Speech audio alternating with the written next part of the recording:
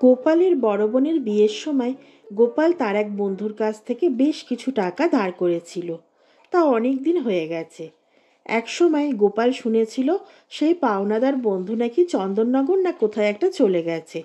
সুতরাং গোপাল মনে মনে হাঁপ ছেড়ে বেঁচেছিল। সে ভেবেছিল, যাক, ওখানে গিয়ে নিশ্চয়ই গোপালের কথা ভুলেই গেছে।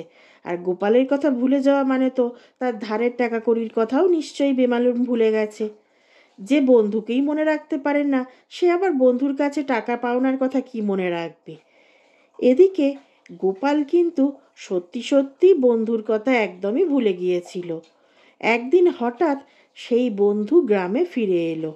ফিরে এসে সে গোপালের বাড়িতে গিয়ে হাজির হলো। কি গোপাল, চিনতে পারছো আমায়? গোপাল তখন বলল, আরে, কত পাল্টে গেছো, চিনতে পারবো না মানে? গোপাল বলল, তা চন্দননগরের জল হাওয়া তো বেশ ভালোই, সেখানে গিয়ে তো তোমাকে বেশ ভালোই দেখাচ্ছে। বন্ধুটি বলল, গোপাল, তুমিও কিন্তু বেশ নধর হয়েছ। শুনলাম তোমার এখন রাজবাড়িতে থাকা খাওয়া সব। ওরা বলে বটে, কিন্তু আমি রাতের বেলা চলে আসি। কারণ কি জানো ভাই, রাজামশাই আমাকে যতই খাতির করুন না কেন, একটা কথা জানবে, মুসলমানের মুরগি পোষা আর রাজার কর্মচারী হয়ে থাকা একই ব্যাপার। তখন সেই বন্ধুটি বলল, কেন ভাই, কীরকম?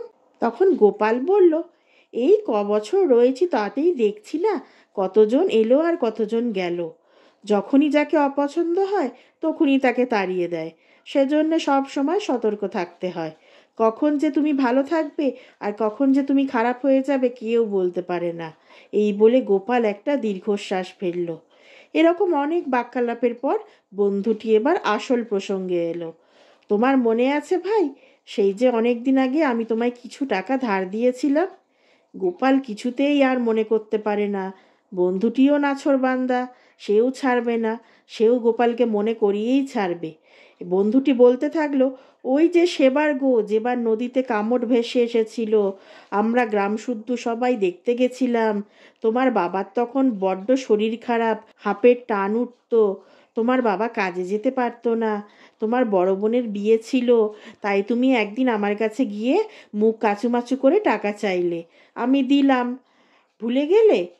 না না, ভুলবো কেন ভাই, এই বলে গোপাল বলল, হ্যাঁ মনে পড়েছে, ভুলিনি। তো এই বলতে বলতে গোপাল কেমন যেন আনমনা হয়ে গেল।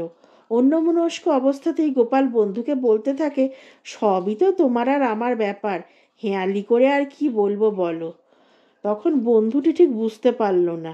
হেঁয়ালি তো সে ধরতেই পারল না। সে জানতে চাইল, কী রকম ব্যাপার বলো তো। গোপাল এবার বোঝাতে থাকলো, এই যেমন ধরো, আমরা তো দুজনে দুজনার বন্ধু, তাহলেই বোঝো তুমি আর আমি কি আলাদা? আমরা দুজনেই এক, অর্থাৎ তোমার বাড়ি মানে আমার বাড়ি, আমার বাড়ি মানে তোমার বাড়ি। তো সেই কথাই বলছিলাম আর কি। তার মানে তোমার টাকা মানে আমার টাকা, আর আমার টাকা মানেই তোমার টাকা, এই আর কি। বন্ধু সেদিন যেটুকু বুঝলো তাতে সে স্পষ্ট কথা বুঝলো যে গোপাল ওকে বোকা বানাতে চাইছে। এখন এখান থেকে চলে যাওয়াই ভালো, বসে বসে আর বোকা না হওয়াই ভালো। সেই জন্যে সেদিনের মতন সে গোপালকে বলল, আজ ভাই আমি যাই, একটু কাজ রয়েছে আমার, আমি আবার অন্য দিন আসবো। তবে তুমি কিন্তু আমার টাকাটা জোগাড় করে রেখো ভাই। এই বলে বন্ধুটি সেখানে আর না দাঁড়িয়ে নিজের কাজে চলে গেল। এই ধরনের সুন্দর সুন্দর গল্প শোনার জন্য এখনই আমার চ্যানেলটি সাবস্ক্রাইব করে নিন। আর গল্পটি কেমন লাগলো তা অবশ্যই কমেন্ট করে জানাবেন।